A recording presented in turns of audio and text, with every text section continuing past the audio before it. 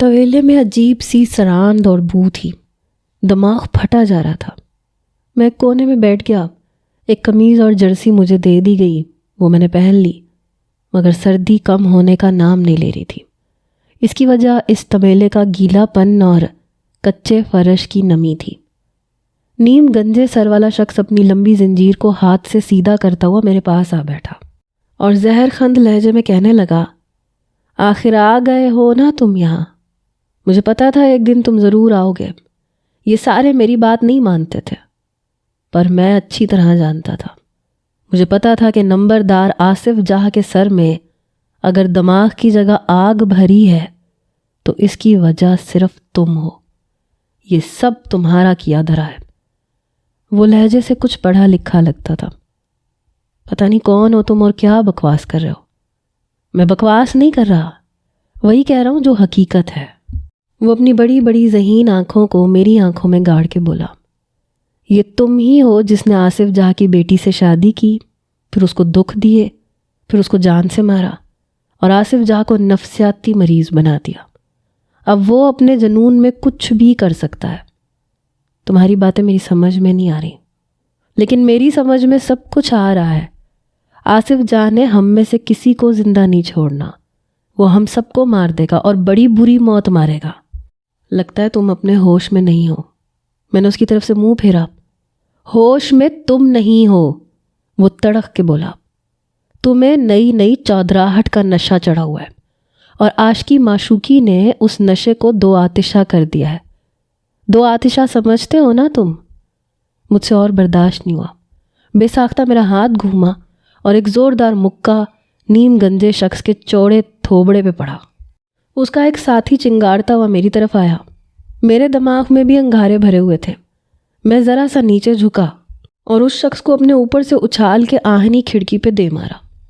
نیم گنجا شخص گالیاں بکتا ہوا اٹھا۔ اس مرتبہ میں نے اس کے پیٹ میں ٹانگ رسید کی اور پھر چہرے پہ گھٹنے کی ضرب لگا کے اسے دور پھینک دیا۔ ایک اور دراز قد شخص آگ بگولا ہو کے نیم گنجے کی حمایت میں اٹھا، لیکن تب ایک دوسرے شخص نے اس کا راستہ روک لیا اور گریبان سے پکڑ کے اسے دیوار کے ساتھ لگا دیا۔ چند سیکنڈ کے اندر طویلے میں موجود افراد کے دو گروپ بن گئے اور پوری شدت سے آپس میں دست و گریباں ہو گئے۔ نیم گنجے اور اس کے دو ساتھیوں کو ٹھیک ٹھاک مار پڑی۔ نیم گنجے کا سر لہو لہان ہو گیا، اس کی ہنسلی کی ہڈی ٹوٹ گئی، قیدیوں کی زنجیریں آپس میں بری طرح الجھ گئیں۔ ایک فاقہ زدہ نوجوان کی گردن زنجیر کے گھیرے میں آ گئی اور وہ دم گھٹنے سے بے ہوش ہو گیا۔ اس ساری کارروائی کے دوران باہر سے کوئی مداخلت نہیں ہوئی۔ دو پہرے دار سلاخ دار کھڑکی میں سے دیکھتے رہے اور طنزیہ انداز میں مسکراتے رہے۔ سب افراد نے خود ہی اپنی الجھی ہوئی زنجیروں کو سلجھایا اور ہانپتے کانپتے ہوئے بیٹھ گئے۔ نیم گنجے شخص کا نام ارشد تھا، جیسے کہ بعد میں پتہ چلا کہ وہ محکمہ انہار میں کلرک تھا۔ اس کی شادی حال ہی میں قلعہ والا گاؤں کی ایک لڑکی سے ہوئی تھی۔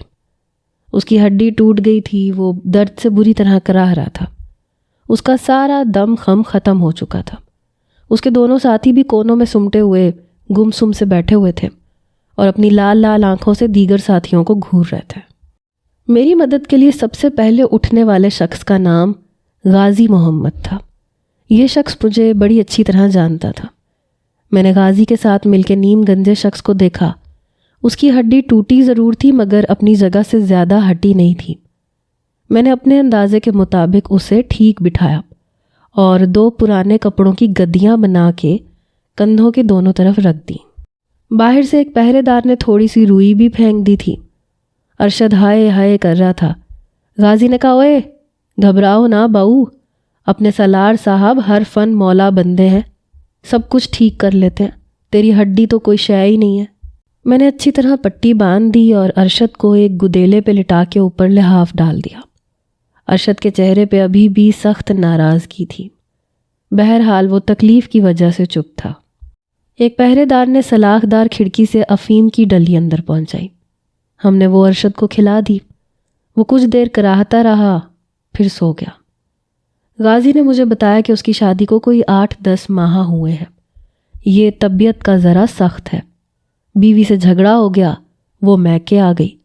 یہ کچھ دن بعد اسے زبردستی ساتھ لے گیا۔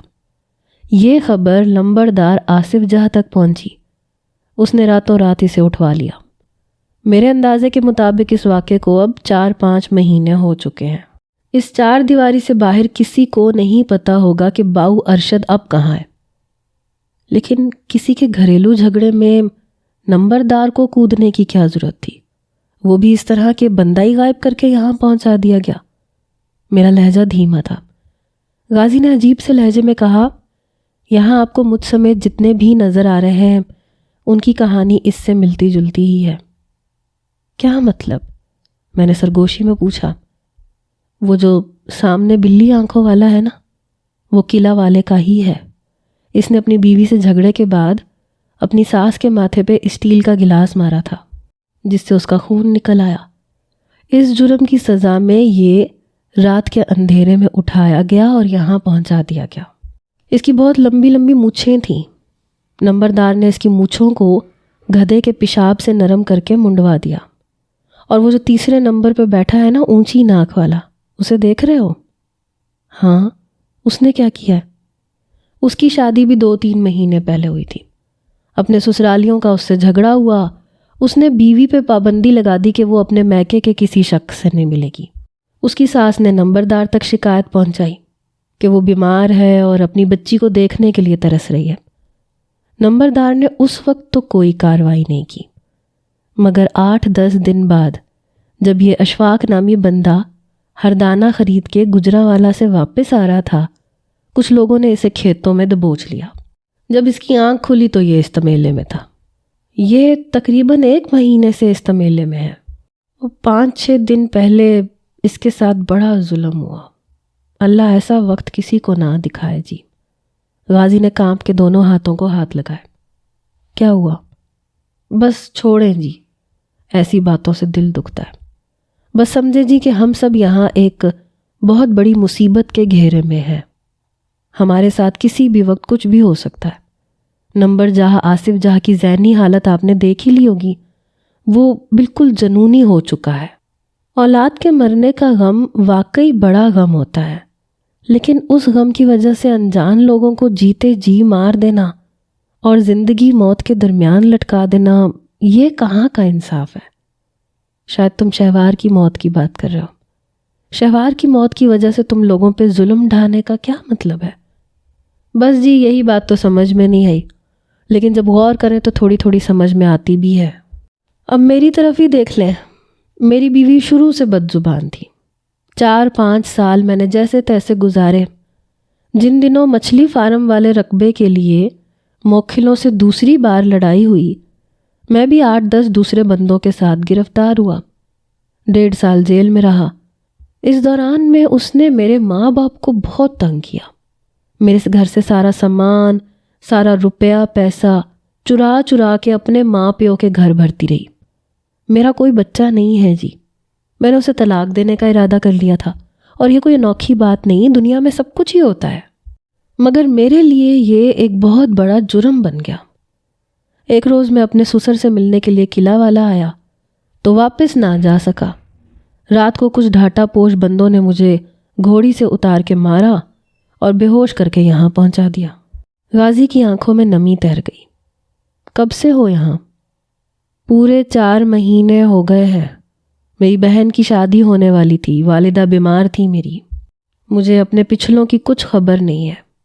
اب تو لگتا ہے کہ یہاں سے زندہ نکلنا ہی نصیب نہیں ہوگا۔ سورج کی روشنی دیکھنے کو آنکھیں ترس گئی ہیں۔ نہائے ہوئے مدتیں گزر گئی ہیں۔ سردی، بھوک ہڈیوں کو گھلا رہی ہے۔ ہمیں 24 گھنٹوں میں صرف 1 بار کھانا دیا جاتا ہے، اور وہ بھی جانوروں کی طرح۔ آپ کو یہ بات عجیب لگے گی، لیکن یہ ہے ویسی جیسے میں آپ کو بتا رہا ہوں۔ میرے خیال میں اگر میں آپ کو نہ بھی بتاؤں تو 1-2 دن میں آپ کو خود ہی پتہ چل جائے گا۔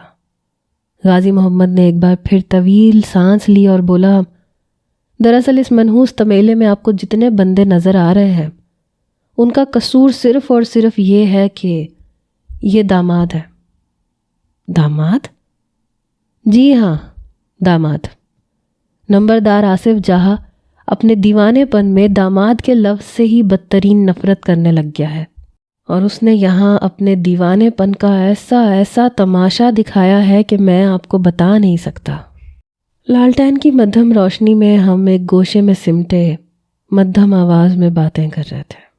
اسی دوران میں ارشد، جسے یہاں ارشد باؤ کہا جاتا تھا، وہ اٹھ کے بیٹھ گیا۔ اس کے کندھے کی تکلیف اب کچھ کم تھی۔ لڑائی مار کٹائی کے بعد اس کے چہرے پہ دوستانہ تاثرات کی جھلک تھی۔ غازی نے اسے اپنے پاس بلا لیا۔ کچھ دیر بعد وہ بھی ٹھنڈی ٹیک لگا کے ہمارے ساتھ گفتگو میں شریک ہو چکا تھا۔ اس نے اپنی بڑی بڑی آنکھیں میرے چہرے پہ گاڑی اور نحیف آواز میں بولا، شاہ خاور، پتہ نہیں کیوں میرے دل میں یہ وہم بیٹھا ہوا تھا کہ تم بھی ضرور اس طویلے میں نظر آؤ گے۔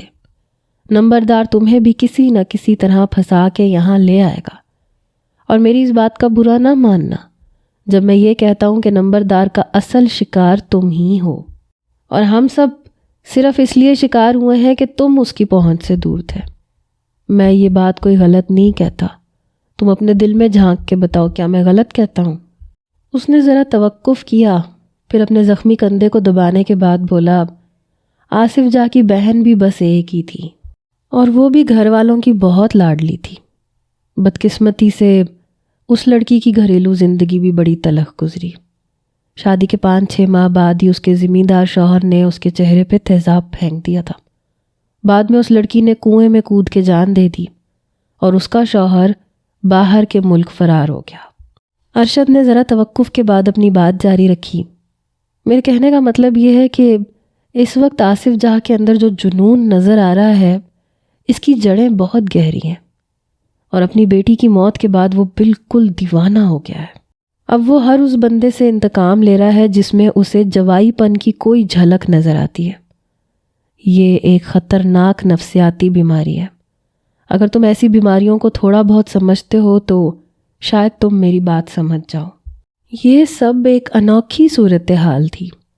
آصف جہاں کے جنون نے یہاں کچھ ایسے لوگوں کو جمع کر لیا تھا جو تقریباً بے قصور تھے۔ وہ گھریلو جھگڑوں میں ملوث تھے، اور ایسے جھگڑے کہاں نہیں ہوتے ہیں، کہیں ان کی شدت کم ہوتی ہے، کہیں زیادہ، مگر آصف جہاں نے ایسے جھگڑوں میں ملوث لوگوں کو مجرم گردانا تھا اور اپنی شدید نفرت کے گھیرے میں لے لیا تھا۔ اچانک ہم سب کو بری طرح چونکنا پڑا۔ کسی عورت کے رونے چلانے کی آوازیں آ رہی تھیں۔ یہ آوازیں کسی بند کمرے سے بلند ہو رہی تھیں۔ غازی اور ارشد کے رنگ زرد ہو گئے۔ اونچی ناک والا نوجوان بھی ایک دم مضطرب نظر آنے لگا۔ یہ کیا چکر ہے؟ میں نے سرگوشی میں پوچھا۔ یہ وہی چکر ہے جو میں نے آپ کو بتایا تھا، غازی نے سرگوشی میں کہا۔ میری سوالیہ نظریں بدستور غازی کے چہرے پہ جمی رہیں۔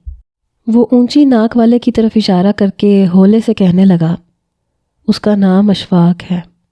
نمبردار آصف کے کارندے اس کی والدہ کو یہاں 7 والے کمرے میں لے کے آئے تھے۔ اس کی عمر 45 سال کے قریب ہے۔ بیچاری عورت کے کپڑے اتار دیے گئے اور اسے سخت سردی میں کئی گھنٹے کھڑا رکھا گیا۔ وہ بیٹھتی تھی تو اس کی ٹانگوں پہ بید کی چھڑی سے چوٹیں لگائی جاتی تھیں۔ جب وہ نڈھال ہو گئی تو نمبر آصف جہاں آ گیا۔ اس نے اپنے سامنے اسے ہنٹر سے بری طرح پٹوایا۔ وہ اسے لعنتی ساس کا خطاب دے رہا تھا، اور جب وہ بے ہوش ہو کے گر گئی تو اسے اٹھا کے باہر لے گئے۔ میرا خیال ہے آج پھر وہی ہونے والا ہے۔ میں سمجھ گیا کہ ابھی تھوڑی دیر پہلے غازی نے جس اندوہناک واقعے کا ذکر کر کے کانوں کو ہاتھ لگائے تھے وہ یہی تھا۔ اونچی ناک والے اشفاق جس کی ماں کے ساتھ یہ سلوک ہوتا تھا اور پھر شاید دوبارہ ہونے جا رہا تھا، وہ ہلدی کی طرح زرد دکھائی دیتا تھا، مگر پھر چند سیکنڈ بعد وہ قدرے نارمل نظر آنے لگا۔ غازی، ارشد اور دیگر افراد کے تاثرات بھی کچھ بدلے بدلے دکھائی دیے۔ ارشد نے سرگوشی میں کہا، میرا خیال ہے یہ اشفاق کی والدہ کی آواز نہیں ہے، مجھے تو لگتا ہے یہ کوئی جوان لڑکی ہے۔ غازی نے خیال ظاہر کیا۔ رونے چلانے کی آوازیں قریب آتی گئیں۔ طویلے میں موجود افراد ایک کھڑکی کے آگے سے کپڑا ہٹا کے 7 والے کمرے میں جھانک رہے تھے۔ کچھ دیر بعد نسوانی آوازیں فلک شگاف ہو گئی۔ وہ لڑکی یا عورت جو بھی تھی وہ اب 7 والے کمرے میں تھی۔ میں اور غازی بھی کھڑکی کی طرف گئے۔ سلاخ دار کھڑکی کے آگے کپڑے کو کیلوں سے ٹھوک دیا گیا تھا تاکہ طویلے میں سرد ہوا کی آمد و رفت کچھ کم ہو سکے۔ کپڑے کو ایک طرف سے ہٹا کے میں نے ساتھ والے کمرے میں جھانکا تو دماغ چکرا کے رہ گیا۔ یہاں ایک لڑکی موجود تھی جس کے جسم پہ بہت تھوڑا لباس تھا۔ اس کے بال ایک شخص نے مٹھی میں جکڑے ہوئے تھے۔ وہ اسے کھینچتا ہوا کمرے کے وسط میں لا رہا تھا۔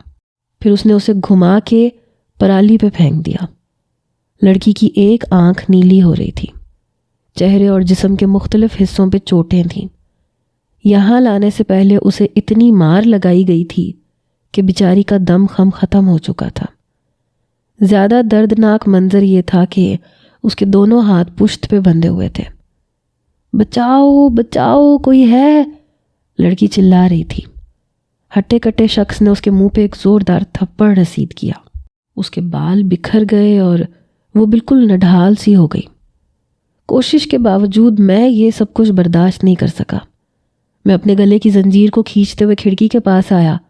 سلاخوں سے منہ لگا کے زور سے میں بولا، اوہے خدا کا خوف کر، چھوڑ اس کڑی کو، میں کہتا ہوں چھوڑ اسے۔ ہٹے کٹے شخص نے جیسے میری بات سنی ہی نہیں۔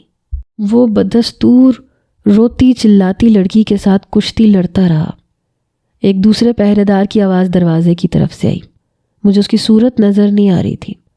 اس نے ایک نہایت زہریلا فکرہ میرے کانوں میں اتارا۔ کہنے لگا، شیر شاہ صاحب، اتنا بھی اچھلنے کی ضرورت نہیں۔ جب تمہاری بہن یہاں آئے گی تب جتنا مرضی چلا لینا۔ میری آنکھوں کے سامنے سرخ چادر سی تن گئی۔ جی چاہا اپنی اس زنجیر کو اتنی زور سے جھٹکے دوں کہ دیوار سے ہی اکھڑ جائے اور تڑپ پھڑک کے یا تو خود ختم ہو جاؤں یا پھر ان بے رحموں کو ختم کر دوں۔ یہ سب کچھ ناقابل برداشت تھا۔ اچانک ایک آواز نے میری توجہ اپنی طرف کھینچ لی۔ یہ طویلے کے اندر سے ہی بلند ہوئی تھی۔ نہیں، خدا کے لیے نہیں، چھوڑو اسے، وہ بے قصور ہے، میری جان لے لو، چھوڑ دو اسے، ایک نوجوان پوری طاقت سے پکار رہا تھا۔ میں نے مصیبت زدہ لڑکی کی صورت دیکھی۔ اس روتے کرلاتے نوجوان کو دیکھ کے میں ایک لمحے میں سمجھ گیا کہ یہ اس کی بہن یا قریبی کزن ہوگی۔ وہ اپنی زنجیر کو دیوانہ وار جھٹکے دینے لگا۔ ہر جھٹکے کے ساتھ اس کی گردن خوفناک انداز میں ایک طرف مڑ جاتی تھی۔ مجھے یہ لگا کہ وہ اپنی گردن توڑوا بیٹھے گا۔ 2-3 افراد نے اس نوجوان کو پکڑ لیا۔ وہ اسے سنبھالنے کی کوشش کرنے لگے لیکن ناکام رہے۔ نوجوان نے تڑپ کے شیشے کی ایک بوتل اٹھا لی، اسے دیوار پہ مار کے توڑا اور پلک جھپکتے میں نوجوان نے یہ بوتل اپنی گردن پہ مار لی۔ خون کی ایک دھار نکلنے لگی۔ اس سے پہلے کہ وہ خود پہ دوسرا اور زیادہ سنگین وار کرتا، میں نے لپک کے اس کا بوتل والا ہاتھ تھام لیا۔ وہ چلانے لگا، چھوڑ دو مجھے، مر جانے دو، مجھے مر جانے دو۔ پھر وہ ایک دم تیورا کے پرالی پہ گر گیا۔ اس کا رنگ بالکل زرد ہو گیا، پتلیاں اوپر چڑھ گئی، جسم اینٹھنے لگا۔ اسے ہارٹ اٹیک ہو رہا تھا یا کسی طرح کا اعصابی دورہ پڑ رہا تھا۔ اس کے ساتھ ہی واویلا کرنے لگے۔ غازی اس کی گردن کا خون روکنے کی کوشش کرنے لگا۔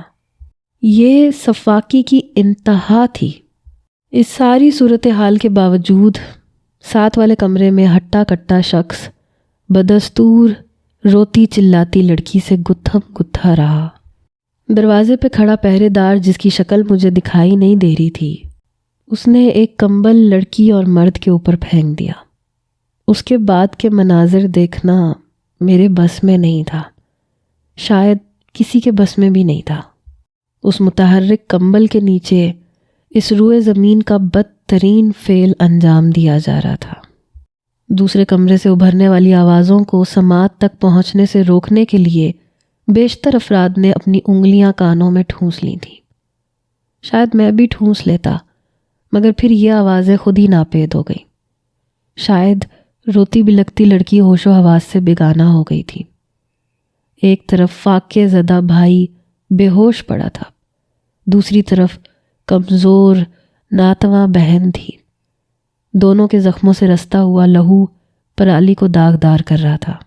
نوجوان کے جسم میں اکڑاؤ کی کیفیت اب ختم ہو گئی تھی۔ سانس میں آنے والے جھٹکے بھی دکھائی نہیں دے رہے تھے، تاہم وہ مکمل طور پہ بے ہوش تھا۔ اس کی نہایت زرد پیشانی پہ پسینے کی بوندیں تھیں۔ وہ رات بڑی اذیت میں گزری۔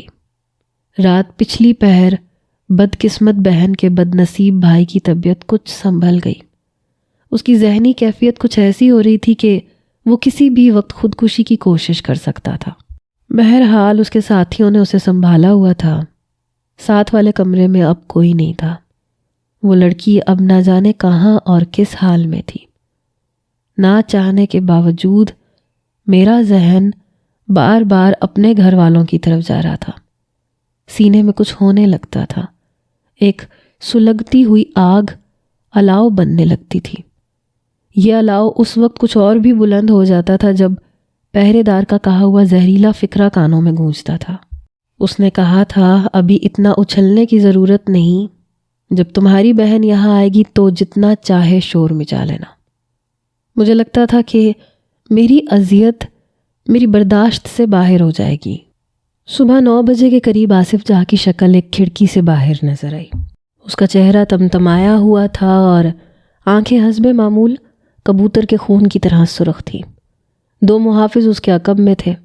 ان محافظوں کے ہاتھوں میں قیمتی زنجیروں سے بندھے ہوئے 2 شکاری کتے تھے۔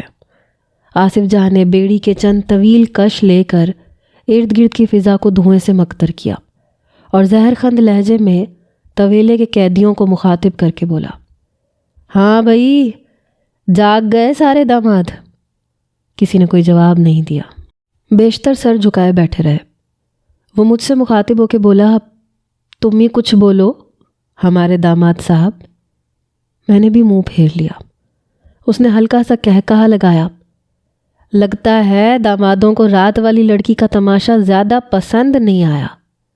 کیوں مظفر، یہی بات ہے نا؟ اس نے اپنے خوفناک صورت محافظ کی تصدیق چاہی۔ ہاں جی، ایسے ہی لگتا ہے۔ آصف جاں نے ہم سے مخاطب ہو کے کہا، یار وہ کوئی لڑکی تھوڑی تھی، وہ تو نند تھی، صرف نند، لمبی زبان والی، سخت ہڈ پیر والی۔ ایسی کراری نندیں بڑی بھیڑی شے ہوتی ہیں، اپنی بھابھیوں کا جینا حرام کر دیتی ہیں۔ جب تک وہ اپنے گھر کی نہیں ہو جاتی بھابھیوں کی جان سولی پہ لٹکتی رہتی ہے۔ ایسی نندوں کو تو رول رول کے مارنا چاہیے۔ آصف جاں کے لہجے میں ہیجان تھا۔ میں نے آصف کی آنکھوں میں دیکھتے ہوئے کہا، آصف، تجھے تیری نفرت نے بالکل اندھا کر دیا ہے۔ کیا تو نے یہ بھی سوچا ہے جس کو تو نند کہہ رہا ہے وہ صرف نند نہیں تھی، وہ کسی کی بیٹی بھی ہے اور بہن بھی ہوگی۔ جس طرح تو شہوار کو چاہتا تھا کوئی اس لڑکی کو بھی چاہتا ہوگا۔ ایک لہجے کے لیے نمبردار کے چہرے پہ رنگ سا آ کے گزر گیا، مگر پھر فوراً ہی اس نے بیڑی کو مٹھی میں دبا کے 2 مزید کش لیے۔ کہنے لگا، تم مجھے کتابی باتیں نہ بتاؤ، مجھے وہ بتاؤ جو تم نے میری بیٹی کے ساتھ کیا اور جو تمہاری ماں بہن نے کیا اور پھر تمہاری معشوقہ نے بھی۔ میں کچھ بھی نہیں بھولا ہوں۔ ایک ایک زیادتی میرے سینے پہ لکھی ہوئی ہے، یہاں یہاں۔ اس نے سینے پہ زور سے 2 دفعہ ہاتھ مارا اور اس کی آنکھوں میں قہر لشکارے مارنے لگا۔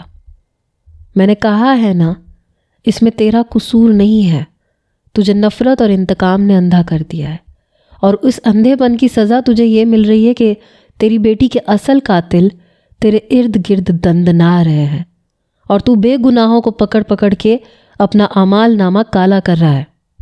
ابھی کالا کہاں ہوا ہے، ابھی تو 1-2 نقطے پڑے ہیں اس پہ۔ اگر شہوار کی ساس اور نند یہاں پہنچ گئی تو پھر شاید یہ کالا ہو جائے۔ اس کے لہجے میں خوفناک دھمکیاں پوشیدہ تھیں، اور یہی خطرات تھے جو مجھے ہر پل انگاروں پہ لوٹا رہے تھے، لیکن یہاں سے نکلنا آسان نہیں تھا۔ آصف جاں نے اس طویلے کو ایک ایسے بندی خانے کا روپ دے دیا تھا جس کی دیواروں سے ٹکرایا تو جا سکتا تھا، رہائی حاصل نہیں کی جا سکتی تھی۔ ہر قیدی کی زنجیر کی لمبائی 20-25 فٹ کے قریب تھی۔ یہ زنجیریں ہر وقت عجیب سا شور برپا رکھتی تھیں، بعض اوقات آپس میں الجھ بھی جاتی تھیں۔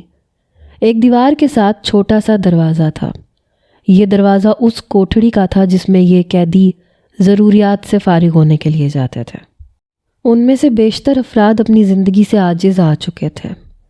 شام کے وقت آہنی سلاخوں کی دوسری طرف سے ان دامادوں کو اسی طرح روٹی پھینکی گئی جیسے کل پھینکی گئی تھی۔ روٹی کے ساتھ کسی بھی طرح کا سالن نہیں تھا۔ بہرحال کل کی نسبت آج روٹی کچھ زیادہ تھی۔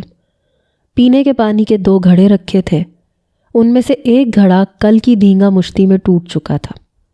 ایک اونچا مٹکا اس کوٹھڑی میں تھا جسے باتھ روم کے طور پہ استعمال کیا جاتا تھا۔ رات کے وقت جب اس زندان خانے کے قیدی بیچارگی اوڑھ کے سو گئے تو میں جاگتا رہا۔ مجھے یہاں سے نکلنا تھا۔ کل جس نامعلوم لڑکی کو ساتھ والے کمرے میں تاراج کیا گیا تھا، اس کی بے بسی نے جہاں میرے دل پہ گہرے چرکے لگائے تھے وہاں مجھے ایک ہتھیار بھی فراہم کر دیا تھا۔ یہ ہتھیار ایک ہیئر پن کی صورت میں تھا۔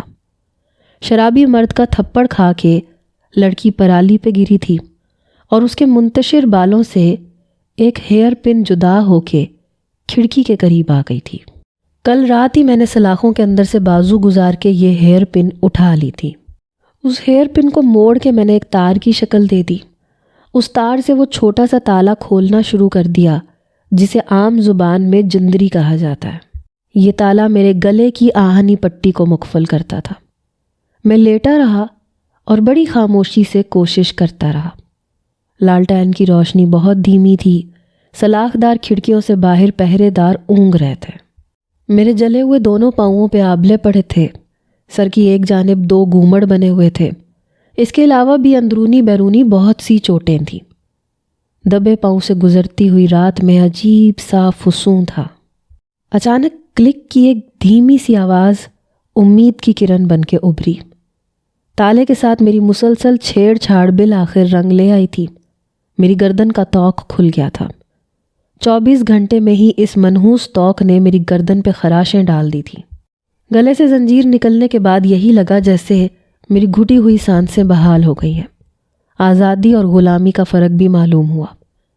جس طویلے میں ہمیں رکھا گیا تھا اس کی چوڑائی 20 فٹ اور لمبائی 60 فٹ کے لگ بھگ تھی۔ چھت شہتیروں اور بالوں کی تھی۔ اس چھت میں 2 جگہ چھوٹے چھوٹے چکور خلا تھے۔ یہ خلا روشنی اور ہوا وغیرہ کے لیے رکھے جاتے ہیں۔ دیہات میں اسے مکھ کہا جاتا ہے۔ عام طور پہ یہ مکھ کھلے ہوتے ہیں، لیکن اس طویلے کے دونوں مکھوں میں 3 آہنی سلاخیں تھیں۔ میرا اندازہ تھا کہ مٹی میں لگی ہوئی یہ سلاخیں زیادہ مضبوط نہیں ہیں اور انہیں کوشش کر کے اکھاڑا جا سکتا ہے۔ میں نے اپنے قریب لیٹے غازی محمد کو جگایا اور بڑی دھیمی آواز میں اسے بتایا کہ میں کیا کرنا چاہتا ہوں۔ وہ بہت حیران ہوا۔ نیند سے بھرائی آواز میں بولا، خاور صاحب، مجھے آپ کی بات سمجھ میں نہیں آ رہی۔ ہمارے گلے میں جو زنجیر ہے وہ کسی صورت ہمیں اس مکھ تک پہنچنے نہیں دے گی۔ لیکن اگر زنجیر نہ ہو تو؟ میں نے کہا۔ میں سمجھا نہیں۔ میں نے اسے اپنی گردن کا آہنی حلقہ کھول کے دکھایا۔ اس کی آنکھیں حیرت سے کھلی رہ گئی۔ میں نے اسے بتایا کہ پچھلے 1.5-2.5 گھنٹے سے میری کوشش کس طرح رنگ لے آئی ہے۔ میں نے کچھ دیر غازی کی زنجیر کے تالے کے ساتھ بھی کوشش کی، مگر یہ کام اتنا آسان نہیں تھا اور نہ ہی اتنی جلدی ہونے والا تھا۔ غازی بولا، مجھے چھوڑیں خاور صاحب، آپ یہاں سے نکلنے کی کوشش کریں۔ آپ یہاں سے نکل گئے تو شاید ہمارا بھی کچھ ہو جائے۔ شاید کیوں کہہ رہے ہو؟ یہ ضرور ہوگا، یہ میری ذمہ داری ہے۔ تم نے سنا نہیں تھا ارشد کیا کہہ رہا تھا؟ نمبردار کا اصل قصوروار میں ہوں۔ تم سب اس لیے آفت میں ہو کہ میں نمبردار کے ہتھے نہیں چڑھ رہا تھا، اور ارشد نے یہ کوئی غلط بات نہیں کہی ہے۔ ہمارے درمیان چند منٹ مشورہ ہوا، پھر طویلے کی اکلوتی لالٹین ہم نے بجھا دی۔ مکمل اندھیرا چھا گیا۔ غازی صحت مند اور مضبوط کاٹھی کا تھا۔ وہ ایک مکھ کے نیچے کھڑا ہو گیا۔ میں اس کے کندھے پہ چڑھا، پھر اس کے کندھے پہ پاؤں رکھ کے سیدھا کھڑا ہو گیا۔ میرے ہاتھ مکھ تک پہنچنے لگے۔ میرے ہاتھ میں وہی ٹوٹی ہوئی بوتل تھی جس سے ایک دن پہلے نوجوان نے اپنی گردن زخمی کی تھی۔ میں نے اس کے ہاتھ سے بوتل چھین کے پرالی کے نیچے چھپا دی تھی۔ اب یہ بوتل میرے لیے مٹی کھودنے کا ایک مناسب اوزار تھی۔ مکھ کی 2 سلاخوں کو اکھاڑنا میرے لیے توقع سے زیادہ آسان ثابت ہوا۔ شاید میرے اندر کی وہ توانائی بھرپور کام کر رہی تھی جس کا ماخذ میرے سینے میں بھڑکنے والے نیلے شعلے تھے۔ کچھ ہمارے ساتھ خوش قسمتی بھی شامل حال تھی۔ ہماری کارروائی کے دوران کسی پہرے دار نے مداخلت نہیں کی۔ یقیناً انہیں اس قسم کی کسی حرکت کی توقع ہی نہیں تھی۔ میں نے بازوؤں کے زور پہ اپنے جسم کو اوپر اٹھایا اور چھت کے سوراخ میں سے باہر نکل آیا۔ چھت پہ اوندھے لیٹ کے میں نے سر اوپر اٹھایا۔ تاریک آسمان پہ ٹھٹھڑے ہوئے ستاروں کا منظر عجیب لگا۔ میں نے چھت پہ اوندھے لیٹے لیٹے ہی اس جگہ کا پورا جائزہ لیا۔ فی الحال میرے پاس واحد ہتھیار مٹی کے تیل کی وہی ٹوٹی ہوئی بوتل تھی۔ میں بڑی احتیاط کے ساتھ چھت سے نیچے اترا، دیوار کے ساتھ ساتھ بیرونی چار دیواری کی طرف بڑھا۔ یہاں درخت تھے جو مجھے بہترین آڑ فراہم کر رہے تھے، مگر پھر اچانک یوں ہوا کہ رکھوالی کے کتوں نے شور مچانا شروع کر دیا۔ مجھے ان کی گونجتی ہوئی آوازیں مین دروازوں کی طرف سے آئیں۔ اس کے ساتھ ہی پہرے داروں کے بولنے کی آوازیں سنائی دیں۔ اس سے پہلے کہ میں بیرونی چار دیواری تک پہنچتا اور اسے پھلانگنے کی کوشش کرتا، دو انسانی سائے مجھ پہ جھپٹے۔ اوے خبردار، گولی مار دیں گے، ایک شخص للکارا۔ میں نے آواز پہچان لی تھی۔ یہ آصف جہاں کا خاص کارندہ مولوی مظفر ہی تھا۔ اس سے پہلے کہ مظفر کے ہاتھ میں پکڑی رائفل شعلہ اگلتی، میں جست لگا کے اس پہ جا پڑا۔ میرے ہاتھ اس کی رائفل پہ آئے اور میرے سر کی طوفانی ضرب عین اس کی ناک پہ لگی۔ وہ ڈکراتا ہوا پودوں میں گرا۔ رائفل پکے ہوئے پھل کی طرح اس کے کرخت ہاتھوں سے جدا ہو گئی۔ دوسرے پہرے دار نے پہلو کی طرف سے مجھ پہ حملہ کیا۔ میں نے رائفل کا دستہ گھما کے اس کے چہرے پہ مارا۔ دانت ٹوٹنے کی واضح آواز آئی اور وہ شخص بھی پشت کے بل گرا۔ مظفر سنبھل کے پھر میری طرف آیا۔ اس شخص کے لیے میرے دل میں رحم کی کوئی رمق نہیں تھی۔ اس کا کہا ہوا زہریلا فکرہ ابھی تک میرے کانوں میں گونج رہا تھا۔ میں نے اس پہ سیدھا فائر کیا۔ گولی اس کی ران میں لگی اور وہ تڑپ کے دوہرا ہو گیا۔ دوسری گولی میں نے اس کی دوسری ٹانگ میں ماری۔ وہ اپنی تمام طاقت، پھرتی اور وحشت سمیت ایک کیاری میں گر کے تڑپنے لگا۔ میں اندھا دھند گیٹ کی طرف بھاگا۔ میں نے دیکھ لیا تھا کہ 3-4 سلور ہاؤنڈ پوری رفتار سے بھاگتے ہوئے میری طرف آ رہے تھے اور ان کے پیچھے شور مچاتے پہرے دار تھے۔ مجھے دیکھ کے گیٹ کے قریب کھڑا پہرے دار بالکل چوکس ہو گیا۔ اس نے بے دریغ مجھ پہ فائر کیا، مگر یہاں میری قسمت نے یاوری کی۔ 2 گولیاں مجھے چھوئے بغیر گزر گئیں۔ تیسری پہرے دار کی رائفل میں ہی پھنس گئی۔ میں نے بھاگتے بھاگتے اس پہرے دار کی گردن پہ رائفل کا وزنی دستہ مارا۔ یہ چوٹ اسے کسی ایسی جگہ لگی کہ وہ کٹے ہوئے شہتیر کی طرح گیٹ کے سامنے انگیٹھی کے قریب گرا اور بے حرکت ہو گیا۔ پکڑو پکڑو، کتوں کے عقب میں بھاگتے ہوئے پہرے دار چلا رہے تھے۔ میں نے گیٹ کا وزنی کھٹکا کھولنا چاہا، مگر پہلی کوشش میں ناکام رہا۔ اس دوران میں کتے بالکل نزدیک پہنچ گئے تھے۔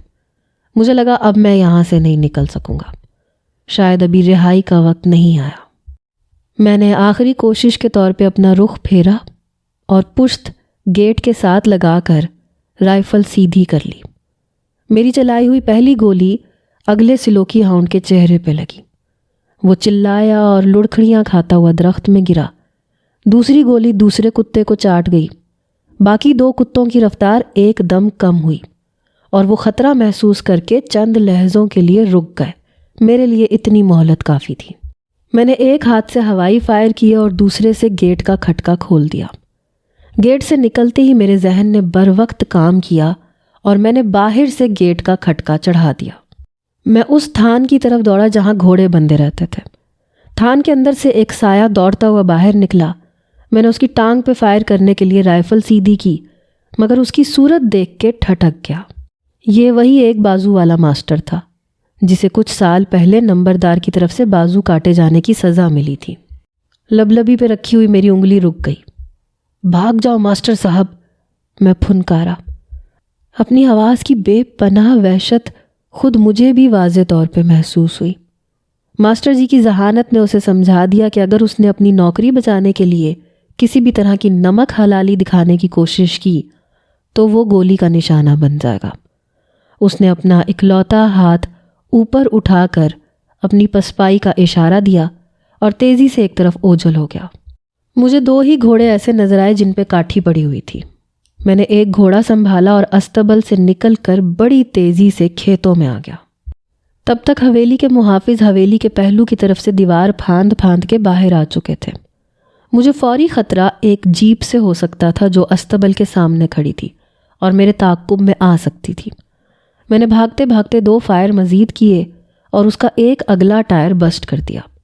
میں مکئی کے کھیتوں میں گھسا اور اندھا دھند گھوڑا بھگاتا چلا گیا۔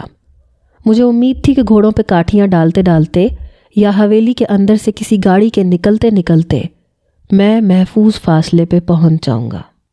میرا رخ ڈیک نالے کی طرف تھا، وہی ڈیک نالا جس کے ایک دور افتادہ کنارے پہ کیکریاں والی گاؤں آباد تھا، جہاں میری والدہ، میری بہن اور اس کا بچہ موجود تھے، اور ان کے گرد سنگین خطرات منڈلا رہے تھے۔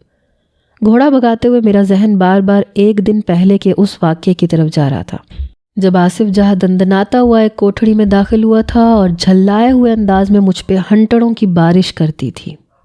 اس کی جھلاہٹ سے اندازہ ہوا تھا کہ میری والدہ اور بہن پہ ہاتھ ڈالنے کی اس کی ایک اور کوشش ناکام ہوئی ہے۔ اس موقع پہ اس نے جو فقرہ کہا تھا وہ ابھی بھی میری سماعت میں تازہ تھا۔ اس نے کہا تھا وہ تیری بڑی پکی سہیلی ہے، تجھ پہ اپنے درجنوں بندے ہی نہیں اپنی جان بھی فدا کر سکتی ہے۔ اس کا اشارہ بلقیس بیگم کی طرف تھا، اور یقیناً وہاں کیکریاں والی میں کوئی ایسی کشمکش ہوئی تھی جس میں آصف جہاں کو منہ کی کھانی پڑی تھی۔ تاریک نشیب و فراز میں گھوڑا دوڑ رہا تھا۔ میں عام راستوں سے ہٹ کے کھیتوں اور چھوٹی پگڈنڈیوں کو استعمال کر رہا تھا۔ مقصد یہی تھا کہ پیچھے آنے والوں سے بچا رہوں۔ ایک دھول سے اٹے ہوئے راستے کے کنارے ایک گاڑی کی عقبی سرخ بتیاں نظر آ رہی تھیں۔ رات کے اس پہر یہ پولیس کی گاڑی بھی ہو سکتی تھی۔ بہرحال یہ جگہ ایسی تھی کہ مجھے اس گاڑی کے قریب سے ہی گزرنا پڑا۔ یہ ایک کار تھی، اس کا بونٹ اٹھا ہوا تھا اور ایک شخص گرم چادر میں لپٹا کار کے ریڈیئیٹر میں پانی ڈال رہا تھا۔ دوسرا شخص اس کے پاس کھڑا تھا اور اس کے ہاتھ میں ٹارچ تھی۔ ٹارچ کی روشنی میں مجھے ریڈیئیٹر پہ جھکے ہوئے شخص کی مختصر سی جھلک نظر آئی اور میں بری طرح چونک گیا۔ اس کے ساتھ ہی میرے دل کی دھڑکن بڑھ گئی اور جسم سنسنا اٹھا۔ مجھے شک ہوا کہ کار کے ریڈیئیٹر میں پانی ڈالتا ہوا شخص کوئی اور نہیں، ساجہ کیٹو ہے۔ میں گھوڑے کو سیدھا بھگاتا چلا گیا۔ سردی سے بچنے کے لیے میں نے اپنا چہرہ اچھی طرح مفلر میں چھپایا ہوا تھا۔ اس بات کا کوئی امکان نہیں تھا کہ گاڑی کے پاس موجود افراد کو مجھ پہ کسی طرح کا بھی شبہ ہوا ہوگا۔ میں نے تقریباً 1 فرلانگ آگے جا کے گھوڑا ایک کماد کی آڑ میں روک دیا۔ میرا دل پوری شدت سے گواہی دے رہا تھا کہ ابھی تھوڑی دیر پہلے میں نے جس شخص کو دیکھا ہے وہ کوئی اور نہیں ساجہ کیٹو ہے، اور اگر وہ واقعی کیٹو تھا تو پھر میں کیکریاں والی کی طرف اپنا سفر جاری نہیں رکھ سکتا تھا۔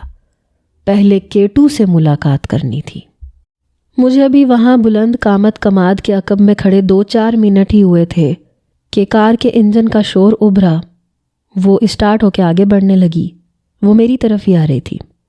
تقریباً 3-4 منٹ کے بعد وہ میرے پاس سے گزری۔ یہ ایک اچھا اتفاق تھا کہ اس کی اندرونی بتی جل رہی تھی۔ میں نے اس مدھم روشنی میں کار کی اگلی نشست پہ جس شخص کو دیکھا وہ کیٹو کے سوا اور کوئی نہیں تھا۔ اسے دیکھ کے میرا سینہ جل اٹھا۔ کار کی عقبی سیٹ پہ غالباً 1 یا 2 عورتیں تھیں، وہ پردے میں تھیں۔ مجھے ان کی صورتیں نظر نہیں آئیں۔